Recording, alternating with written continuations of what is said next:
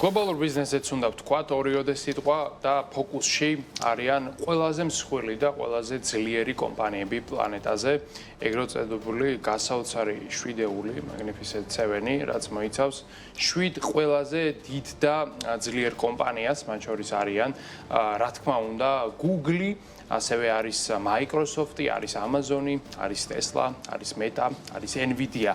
მათი აქციების შეფასება ეცემა ძალიან სწრაფად, ძალიან მკვეთრად და ძალიან უსამართლოდ, ჩემი შეფასებით, მათი საერთო ინდექსი რომ ავიღოთ ერთკვირიან წელში არის შემცირებული უკვე ლამის 5.9%-ით, რაც არის მათი კაპიტალიზაციიდან თითქმის 800 მილიარდი დოლარის გაქრობა, რამდენიმე მათგანი უკვე სერიოზულად არის ჩამოცდენილი იმ ნიშნულ, სადაც იმყოფებოდა ერთი თვის წინ.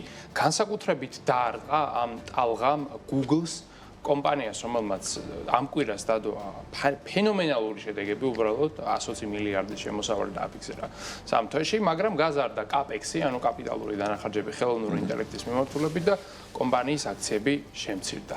ახლა ანალიტიკოსები ფიქრობენ, რომ ზუსტად იგივე სიზამს Microsoft-იც, Meta-ც, Amazon-იც ყველა და შესაბამისად წინასწარ დაიწყეს უკვე აქციების გაყიდვა და თავიდან მოშორება, რაც ცოტა უცნაურია, რადგან კომპანიებმა ამბობენ, რომ მათ უნდათ ინვესტიციის ჩადება იმ ბიზნესში, რომელიც წერს ყველაზე მეტ ფულს და ინვესტორები შფოთენ იმასთან დაკავშირებით, რატომ დებთ ამ ფულსო. აი ეს არის მთელი ამოსავალი წერტილი. Google-მა წელს უნდა ჩადოს ჯამურად 205 მილიარდი AI-ში. და როგორც თქვი, Google-მა სამ თვეში მიიღო 120 მილიარდის შემოსავალი და ინვესტორები არიან ამითი უკმაყოფილოები. არ ვიცი, ზოგჯერ ინვესტორების ქცევა არის გაუგებარი, ალოგიკური და მე პირადად დარწმუნებული ვარ, რომ 5 წელიწადში, როდესაც მოუბრუნდებით აი ამ ვიდეოს მაგალითად ამ სეგმენტს, ჩემი პროგნოზი იმ დროს გამართლება აუცილებლად და ეს კომპანიები გაცილებით მეც იშოვიან ამ ინვესტიციით, ვიდრე ხარჯს გაიღებენ, რადგან მათ თავად უკეთესად იციან რა არის კარგი და რა არის ცუდი, ვიდრე ჩვენ აქედან როდესაც ტელეფონები ვსქროლავ და ვკითხულობ მათ შესახებ ნიუსებს. კი ბატონო, Intel იზრდება კარგად, შემოსავლების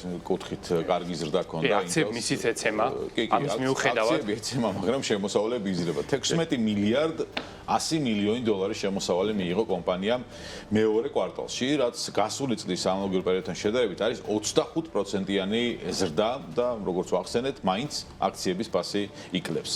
აღსანიშნავია ფაქტია, რომ ეს მაჩვენებელი ანალიტიკოსების მიერ პროგნოზირებულ 14 მილიარდ 420 მილიონს თითქმის 2 მილიარდით აღემატებოდა და დადებით შედეგების ფონზე გაიზარდა კომპანიის კორექტირებული მოგებაც, რამაც თითო აქციაში შეადგინა დაახლოებით 42 ცენტი, მოლოდინი იყო 21 ცენტის, ანუ ორჯერ გაიზარდა კორექტირებული მოგების მაჩვენებელი. შემოსავლის ასეთი მკვეთრი მატება ტექ გიგანტს 2011 წლის შემდეგ აღარ დაუფიქსირებია და Intel-ის მოგების მარჟა გასული წლის ანალოგიურ პერიოდთან შედარებით 2.5% შეფარდებით 2.5%-დან 42%-მდე გაიზარდა. ანუ საოცარი ზრდა აქვს კომპანიას, მაგრამ მაინც იდეალური დროა გასაყიდად. ინვესტორები ამბობენ, რომ ყველაზე კარგი დროა რომ გავყიდოთ Intel-ის აქციები. თუმცა შემოსავლების ეს თქვათ კატეგორიები რო ჩავშალოთ, Intel-ის სერვერულ პროცესორებზე მოთხოვნა გაზრდილია, მონაცემთა ცენტრების მიმართულებით შემოსავალი გაიზარდა 59%-ით.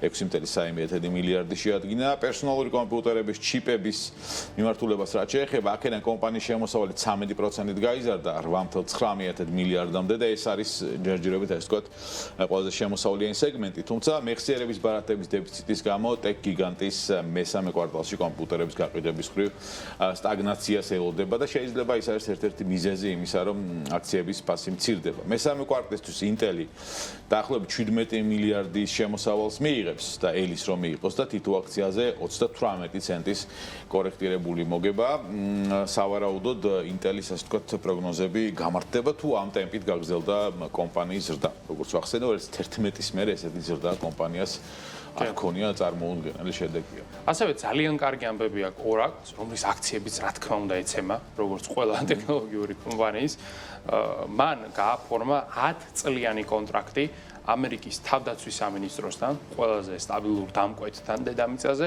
და ამ კონტრაქტის მოცულობა არის 7 მილიარდი დოლარი და როგორც კი ინვესტორებმა გაიგეს ეს კარგი ამბავი, გაყიდეს აქციები, თავიდან მოიშორეს Oracle და უკვე პიკურ მაჩვენებელთან შედარებით კომპანიის აქციები არის შემცირებული დაახლოებით 62%-ით.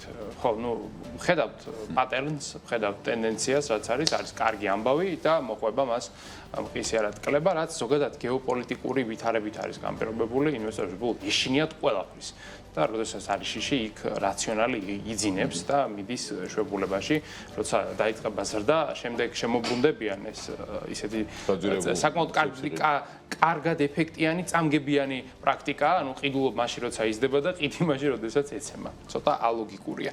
თავად ეს კონტრაქტი მშვენივრად გამოიყურება, თავდაცვის ბიუჯეტი ორაკლის სისტემებს დანერგავს, ამითი ორაკლი რა თქმა უნდა მეტ მონაცემებს მიიღებს და უფრო მეტად იქნება ინტეგრირებული ძალიან მნიშვნელოვან სექტორში, ხოლო თავდაცვის სამინისტრო მიიღებს მოწინავე ტექნოლოგიებს და ასევე როგორც ამბობენ, ამ შესყიდვით კონკურენტებთან შედარებით 451 მილიონი დოლარი დაიზოგება ამერიკის თავდაცვის ბიუჯეტს, რაც რა თქმა უნდა მოქალაქეების ჯიბებსაც წესი დაეთყობა გრძელვადიან პერსპექტივაში. გარიგება ორივე მხარისათვის არის კარგი, მაგრამ როგორც თქვით, კარგი და ცუდი უკვე რა არის, ამისი თქმა არის ძალიან რთული. ხო, კარგად ვერ აქვს საქმე გერმანულ ავტოგიგანტს, ჩვენ ამასთან დაკავშირებით საუბრობდით, Volkswagen-ს, ესე იგი მეორე კვირას არ უღალატოთ ტრადიციას.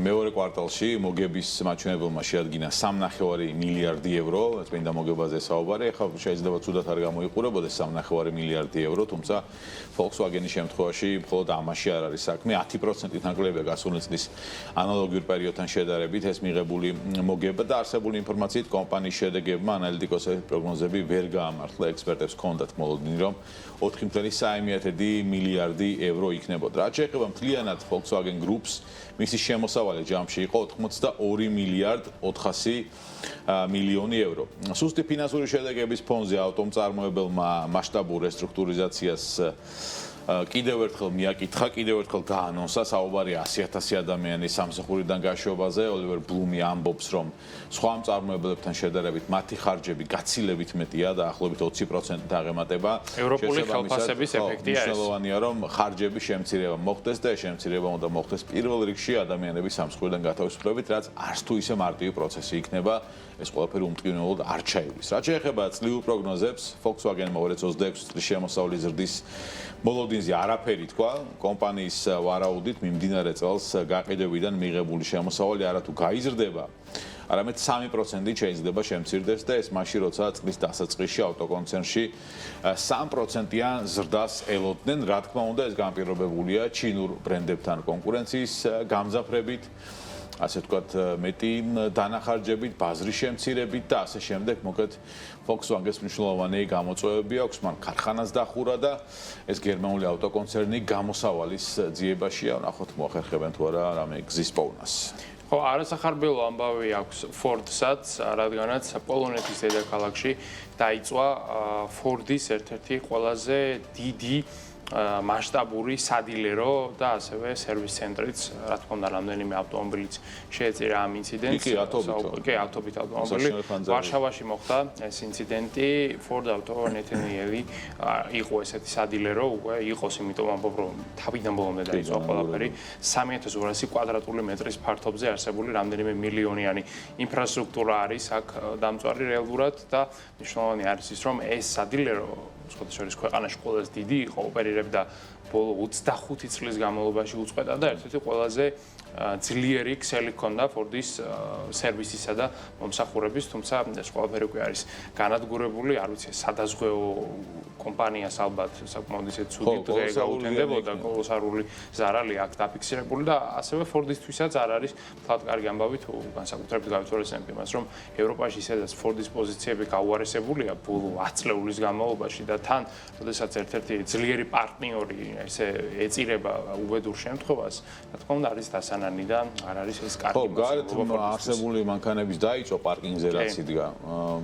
სერვისზე მანქანების შორის რაც ასევე ძალიან მნიშვნელოვანია უპირველეს ყოვლისა, ისე დროს მოხდა ხანძარი დილის 5 საათზე, რომ უბრალოდ ადამიანები არ იყვნენ ცენტრში მისულები, შესაბამისად არც არავინ დაზიანებულა, სახანძრო ბრიგადები კი მივიდნენ, მაგრამ ამის ლოკალიზება არ მოხდა. 40 ბრიგადა იყო, საბურავები, ზეთები და ასე შემდეგ. ყველაზე მარტივად ალებადი. კი, ძალიან ალებადი პროდუქცია იყო წარმოდგენილი და პრაქტიკულად განადგურებულია 98 წელს შექმნილი, აშენებული და განვითარებული ინფრასტრუქტურა და ხო, სადაზღვევებს ალბათ დიდი ხარჯის გაწევა მოუწევთ, თუმცა იქამდე სადაზღვევებისთვის ამ კომპანიას საკმაოდ სოლიდური თანხები ექნება გადახდილი და სავარაუდოდ ამ ზარალის ანაზღაურება არ გაუჭირდებათ ვარშავაში არსებულ კომპანიებს.